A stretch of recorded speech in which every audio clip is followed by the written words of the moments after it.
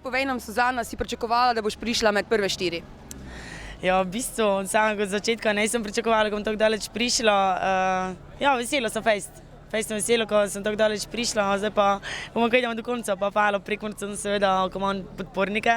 Jaz sem ti ponosna na Prekmurja, seveda, ko sem Prekmurka in vesela sem, ko se je na koncu tako odvilo, kako se je, zdaj pa bomo videli, kako da.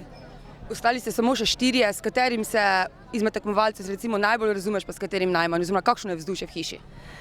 Ja, vzdušje v hiši je fejst čudno, pravilo, tako se čuti ta tekmovalnost, pa si se samo neko med sabo, pravilo, bolje podjebavajo, zajebavajo in pač tako je, ne, samo realno življenje ne bi to tako bilo, tako razmi se pa najbolje, mislim, ko samo osebno, ko ostali se si to, ko veter fuda, tako se obračajo in načeloma se zdaj trenutno seziono najbolje razmen, po resnici pa tudi Ščrton, ajde, ampak vidi se tisto, ko če ima ves pravite, ko vidi, ko sem močna in vesela sem, ko se pač prejšnji taj tako odvili, kako se je, ko se njimi zmagala in s tem se je pokazalo, ko sem močna, ne.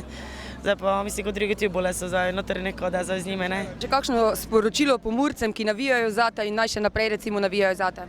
Ja, Prekmurci itak ste zakon, ne. Najlepša vam hvala za vsaki evro, ko ste ga vložili notri v to, pa vrte me, ko bomo Nada Žovkom napravila posebno reklamo za Prekmurje, itak smo že napravili.